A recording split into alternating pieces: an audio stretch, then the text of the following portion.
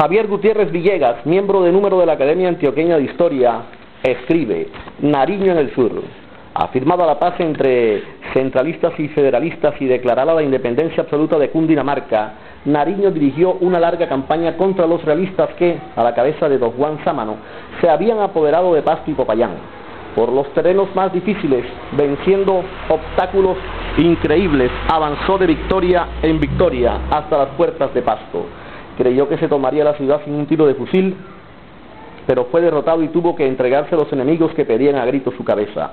Solicitó permiso a los guardianes para asomarse al balcón y en un arranque de valor muy propio en él, dijo así a quienes deseaban asesinarlo: Pastuzos, ¿queréis que os entregue al general Nariño?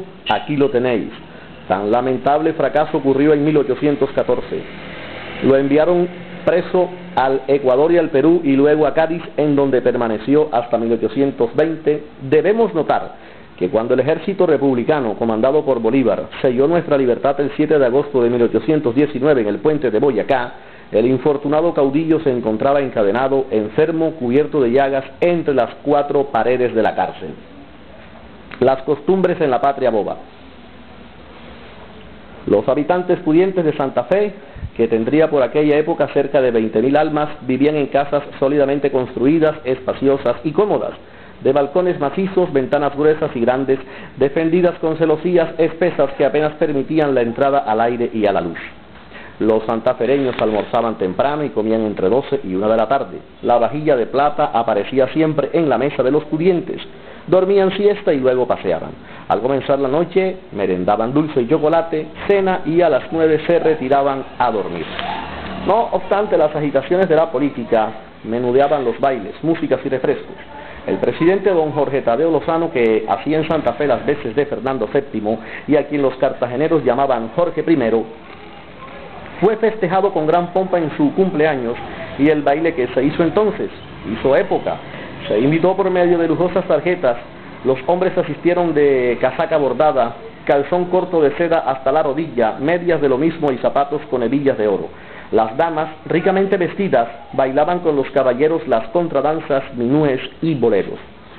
En las tertulias o reuniones caseras todos hacían gala de ingenio y de buen humor, hablando sobre la situación política y comentando las noticias del día. Leían los pocos periódicos existentes, especialmente La Bagatela, y luego recitaban poesías casi siempre dedicadas a burlarse de los federalistas.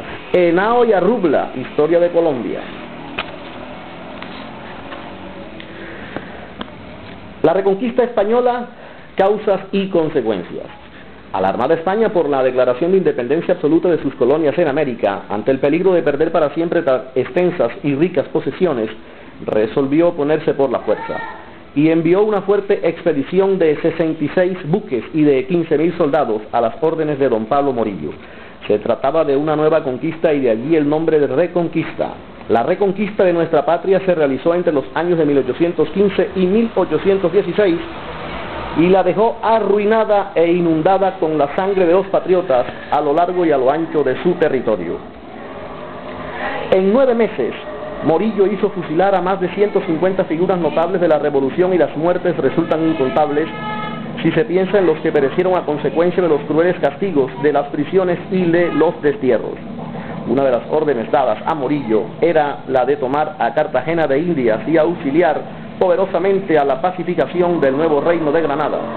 Cartagena era la puerta de entrada al nuevo reino, y de allí que desde muchos años atrás fuese víctima de los asaltos y de los saqueos de los piratas. Para protegerla, España lo hizo encerrar en altas murallas de piedra que prácticamente la hacían impenetrable e invencible a Cartagena. Sitio de Cartagena. Morillo sitió a Cartagena y sus habitantes, protegidos por las murallas, la defendieron heroicamente por espacio de 106 días. Al cabo de ellos se rindieron, no propiamente por la fuerza de los enemigos, sino por el hambre y la miseria que la habían reducido a la más espantosa situación. Habían perecido 6.000 habitantes, equivalentes a la tercera parte de su población, y los que quedaban eran seres que inspiraban lástima. En noviembre de 1815, un mes antes de caer en manos de Morillo, la situación de los sitiados, dice el general O'Leary, tocaba al extremo de la miseria. Todos los víveres se habían agotado.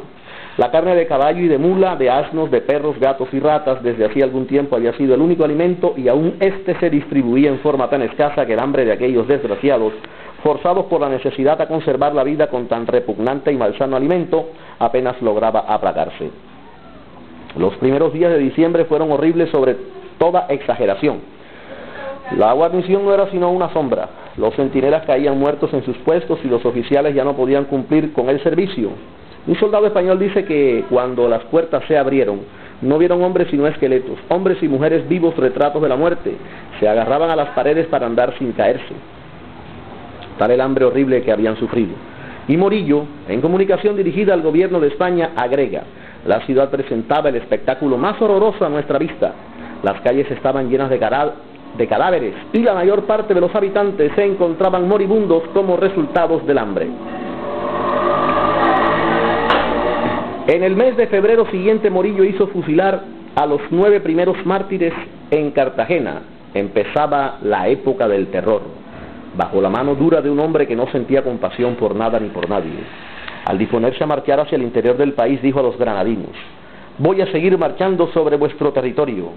Si os hacéis sordos, si os atrevéis a volver vuestras armas contra las de su majestad, vuestro país será en breve un vasto y desolado desierto. Para cumplir sus planes, despachó 4 columnas o tropas que irían cercando el territorio. La primera por Ocaña, la segunda por el Chocó, la tercera por Antioquia y la cuarta por el río Magdalena. Tribunales de juicio y castigo. Con la caída de Cartagena, la primera plaza fuerte del nuevo reino y el más importante centro de comunicaciones, el favor se apoderó de todas las gentes. Con mayor razón cuando Morillo entró a la capital y creó 3 consejos o tribunales así. Primero, el Consejo de Guerra Permanente, que tenía por objeto juzgar a los patriotas y evitar que escapasen del cadalso. Segundo, el Consejo de Purificación o Tribunal Militar, ante el cual debían presentarse los que estaban menos comprometidos en la revolución. A estos se les aplicaban medidas más benignas como el destierro o el servicio en las tropas del rey. Tercero, la Junta de Secuestros, encargada de confiscar, de arrebatar los bienes de los acusados. A las quejas y al llanto de las familias por la pérdida de sus seres queridos y de sus bienes, Morillo respondía: vuestros padres, vuestros hijos, hermanos o esposos han sido traidores al rey y por tanto deben perder sus bienes y sus vidas. Principales víctimas del régimen del terror. Le brindamos un homenaje en esta sección a los mártires de nuestra independencia. La matanza comenzó con las figuras más sobresalientes de la revolución, expresidentes de la República, sabios y escritores, altos militares, funcionarios del anterior gobierno. Siguió con valientes mujeres que muchas veces superaron a los hombres en su amor por la libertad. Entre los desterrados figuraron más de 90 sacerdotes a quienes se irrespetó y sometió a humillante miseria. El primer mártir fue don Antonio Villavicencio, natural de Quito. Por el hecho de haber sido el causante indirecto de la disputa que dio origen al 20 de julio, era la presa más apetecida de la venganza realista. Siguió José María Carbonell, el primer chispero de la independencia, mientras se fusila en Bogotá, Popayán, El Socorro, Mariquita, Zipaquirá, Vélez y 20 poblaciones más. En Neiva y en Monpós se ahorca a los insurgentes y en Ocaña. En Honda y en otros lugares se descuartizan y ultrajan los cadáveres. Uno de los sitios escogidos para los fusilamientos en la capital fue la llamada Huerta de Jaime, hoy Plaza de los Mártires. Allí derramaron su sangre por la patria en el mismo día Jorge Tadeo Lozano, Emigdio Benítez, Miguel de Pombo, Crisanto Valenzuela, Francisco García, José Gregorio Gutiérrez. El 5 de octubre del espantoso año de 1816, subió al patíbulo don Camilo Torres. Un español ofreció a Morillo una cantidad de oro fino, equivalente al peso del cuerpo de Torres, a condición de que lo salvase. Si usted insiste, le respondió aquel, lo haré colgar también al lado de su querido y admirado amigo. Las balas enemigas destrozaron el rostro del verbo de la revolución y, como si fuese poco, su cadáver fue alzado en la horca y bajado luego para cortarle la cabeza y dejarla expuesta por varios días en la plaza principal de Santa Fe.